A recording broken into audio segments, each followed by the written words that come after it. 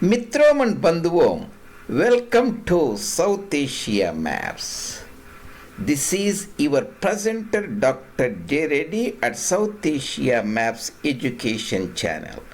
We are continuing our fascinating explorations on human ecology predicament, how humans interact among themselves and with abiotic and biotic entities that will give you a fascinating insights into the contemporary socio-political events. This is the part 105. We are again, excuse me for my allergies, we are looking at the old world and the new world. The subtitle of the presentation is Pre-Columbian times. The conditions of the pre-Columbian times are back again in the new world, in a sense broadly in the entire planet Earth. The old world, at that time there are certain conditions. We call them pre-Columbian times conditions. That means before 1500 AD roughly. And there were different conditions in the new world, two Americas, Australia, New Zealand. The conditions of the pre-Columbian times are back again into the new world, by extension in the entire planet Earth.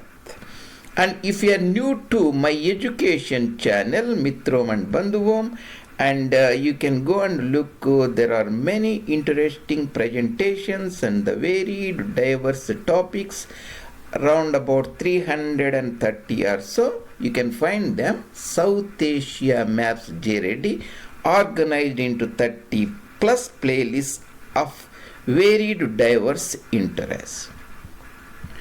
Then this is our what are the pre-Columbian conditions?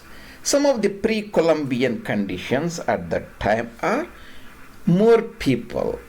At that time, during the 1500, the voyages and discoveries, there used to be 500 million people on the entire planet Earth. Easy to remember, 1500, just drop 1500 AD, you make it 500, among which you just give round about 420 million people in the old world, round about 80 million people or so in the new world. Why we say there were more people at that time? Because based upon that agricultural carrying capacity of the land, there was an excess population at that time too. That's what meant by based upon the carrying capacity concept. There were more people at that time. The land was crowded, the old world. More people, less jobs. That essentially summarizes what is the old world. More people, the crowded nature of the land, less jobs. And there are more taxes, the more rents on the subjects by the kings and emperors of the time. We can say the making of the living or eking out the living is very, very hard. And essentially, to put the things, the competitive lifestyles. Lifestyles are very competitive among the human beings. In a sense, high population pressure too. And they felt the life was changeless. That means every year for this generation, next generation, the life was almost the same. The changelessness or staticness was the essential feature of Columbian conditions.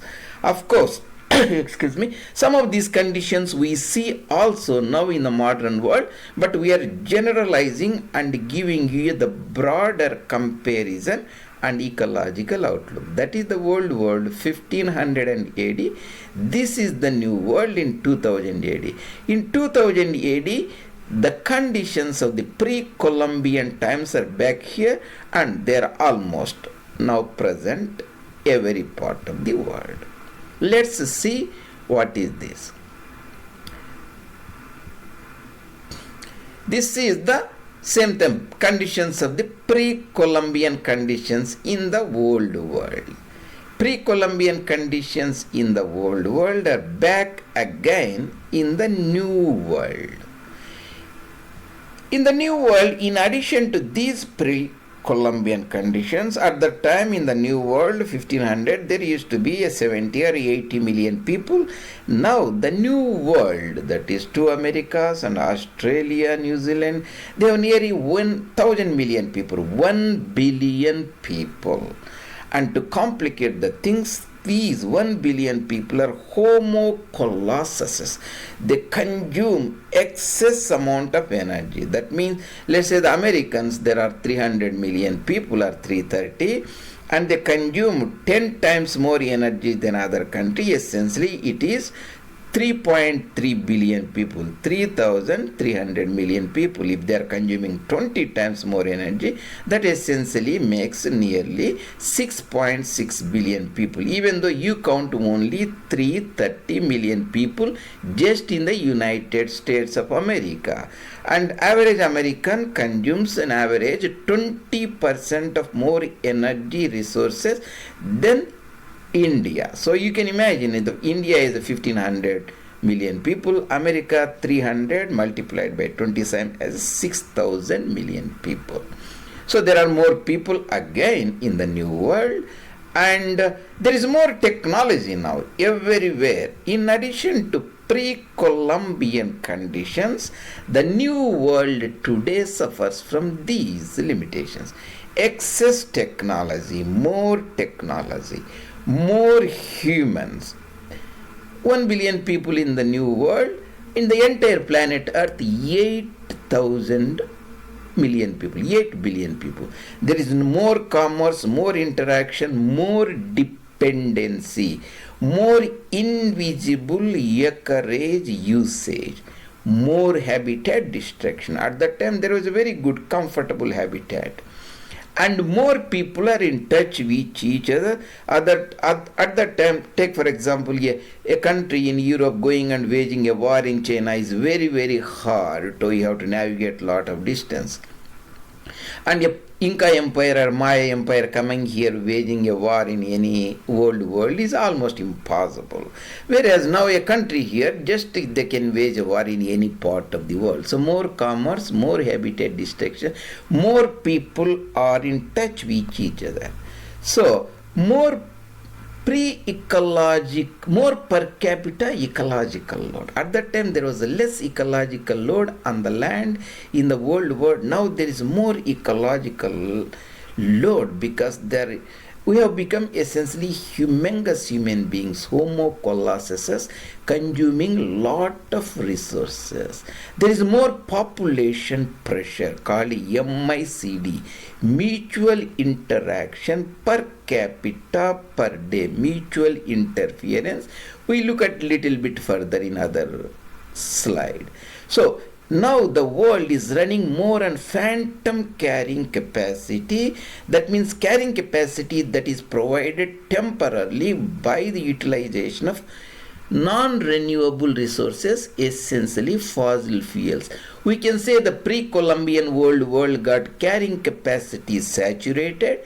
We have saturated the carrying capacities. In addition that, we are temporarily enjoying the phantom carrying capacity. That makes the things more complicated. That means we have more population pressure, MICD. What that population pressure more means, if you take like MICD, that is the mutual interference per capita per day, we have put 2 mice here, arbitrarily 2 units of interaction, MICD. You put more mice, there is let's say 20 units of interaction. 20 times they move each other, they bump each other. And the same 5 mice here, you put electronic twitches underneath and give the electric shocks, or put a chip inside these mice, that is more technology. They bump each other maybe 2000 times, 200 times. Say more people in a apartment complex interacting with each other, cars coming, children going. I talked more about that. So mice example of population pressure. That means there is more population pressure on the planet Earth today when compared to pre-Columbian times in the Europe, because this is due to population overload. If you increase the population, population pressure increases. Population pressure is different from population density, that is number of people per square kilometers. If you increase the more technology, there is more MICD, population pressure. Remember, the mice with the chips on their bodies or electronic twitches, they interact with each other. That means more mutual interference, population density.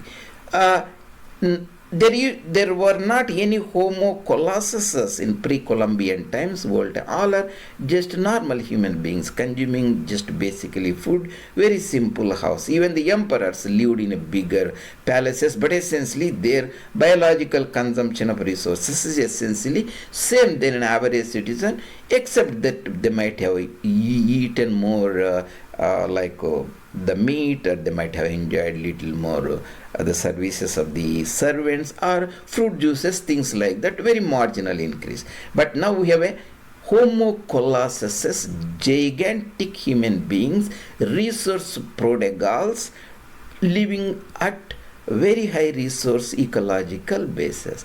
That means after Columbian discovery of New America 1500, and for nearly 5 centuries, the American New World enjoyed in essentially emotional exuberance due to ecological basis, less competitive lifestyles, what it is.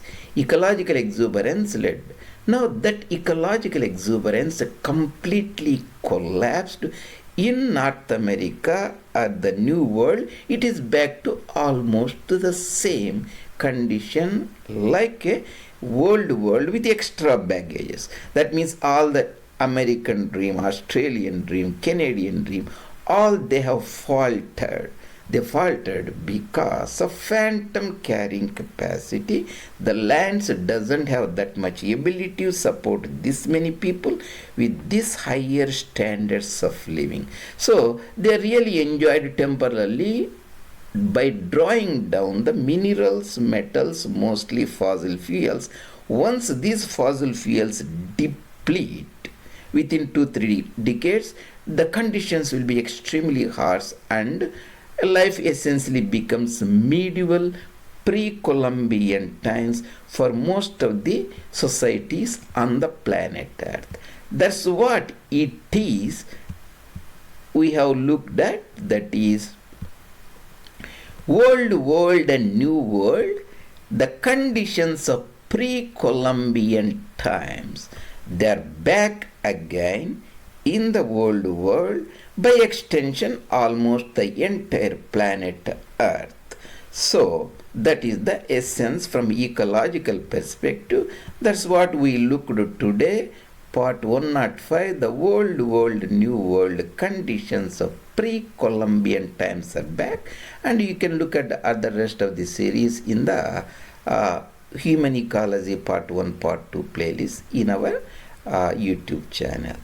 Thank you very much, Mitrom and Bandhuvam, and we see you later in other presentation, and appreciate if you take a moment and post some of your comments or any suggestions, and subscribe our channel and bring it to the notice of your friends. See you later in other presentation.